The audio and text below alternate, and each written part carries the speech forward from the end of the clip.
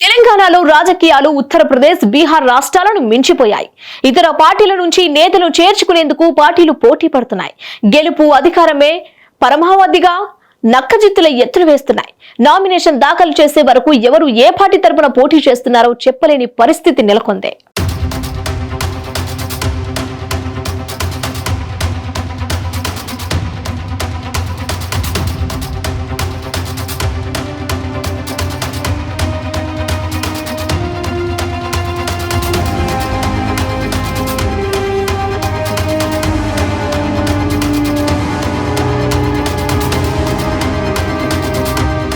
తెలంగాణలో ఎంపీ సీట్ల కోసం టికెట్ల కేటాయింపులో పార్టీల అనైతికత తారస్థాయికి చేరింది.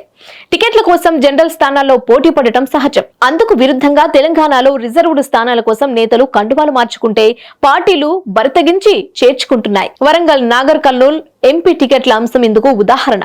దశాబ్దాలుగా ఆ పార్టీ కోసం పనిచేస్తున్న నేతలకు మొండి చేయి చూపుతున్నారు. గోడ దూకి వచ్చిన వారికి, ఆర్థికంగా బలమున్న వారికి మొదటి ప్రాధాన్యత ఇస్తున్నారు. ఈ వ్యవహారంలో ఏ పార్టీకి మినహాయింపు లేదు. బహిరంగ సభల్లో నీతులు చెప్పే నేతలు విపక్ష పార్టీలకు వెన్నుపోట్లు పొడిచేందుకు ఏ మాత్రం వెనుకంజ వేయటం లేదు.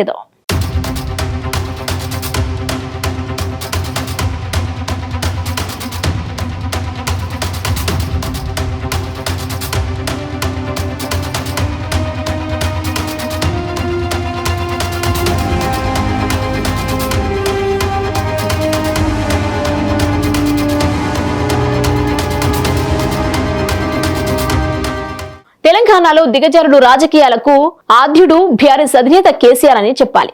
రాష్ట్రం ఏర్పడిన కొత్తలో ప్రభుత్వ ఏర్పాట్లకు సరిపడినంత బలమున్న కేసీఆర్ ఇతర పార్టీల నేతలను నయానో భయానో చేర్చుకున్నారు. తెలుగుదేశం పార్టీకి పూర్తిగా లేకుండా చేశారు.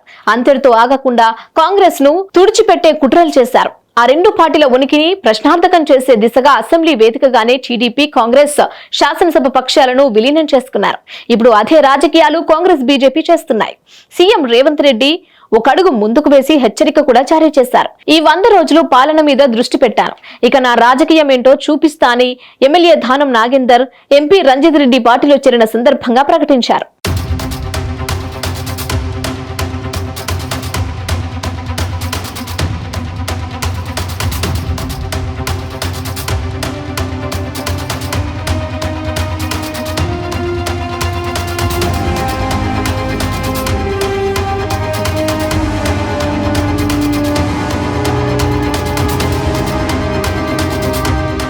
పార్టీ ఫిరాయింపులను ప్రోత్సహించడంలో బీజేపీ తక్కువేం లేదు.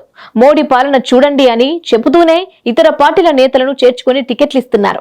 మాజీ ఎమ్మెల్యే ఆరూరి రమేష్ ను చేర్చుకునేందుకు కిడ్నాప్ చేసినంత పని చేశారు. ఆధ్యాత్మికత, భారతీయ సంస్కృతి, సాంప్రదాయాలపై ఊకదంపుడు ఉపన్యాసాలిచ్చే కమలం నేతలు ఆచరణలో కాంగ్రెస్ పార్టీని తలదన్నే స్థాయిలో ఫిరాయింపులను ప్రోత్సహిస్తున్నారు.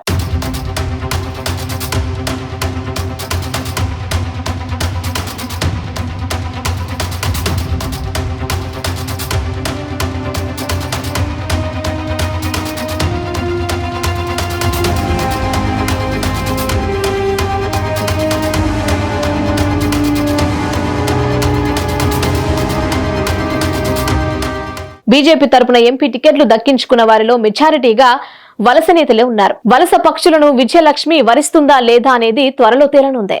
ఇప్పటికే అనేక మంది నేతలు గులాబీ పార్టీకి గుడ్ బై చెప్పారు. కాంగ్రెస్, బీజేపీ నేతలు విమర్శిస్తున్నట్లుగా కుటుంబంలోని 4 నేతలే పార్టీలో మిగులుతారా? లోక్సభ ఎన్నికల తర్వాత మరింత స్పష్టత రానుంది. బీఆర్ఎస్ చేసిన తప్పిదాలే కాంగ్రెస్ చేసి వచ్చిన ప్రతి నాయకుని చేర్చుకొని పునరావాసం కల్పిస్తోంది. అదే ధోరణి కొనసాగితే ప్రజలు లెక్కలు కట్టి రాబోయే రోజుల్లో బీఆర్ఎస్ ను ఊసడించుకున్నట్లే కాంగ్రెస్ కు పాతాల మనుషులు పరిచయం చేస్తారు. Hit TV presents like, share, comment. TV వాళ్ళకు కూడా నేను ఒక సర్ప్రైజ్ ఇద్దాం అనుకుంటున్నాను. మీరు మాత్రమే జెస్సీ ఎందుకు అయ్యారు? ఇలాంటి అమ్మాయిలకి పిలవడానికి బాగుంటుంది. చందు సాయికి like you and have a జనాలకి ఒక పేరు నచ్చిందంటే దీనికి ఒక ప్రాసెస్ ఉంటుంది. ఎందుకు ప్రాసెస్? డైరెక్ట్ వెళ్ళిపోదాం. ఏదైనా ఒకటి మర్చిపోయినావా నువ్వు? ఏం మర్చిపోయావు?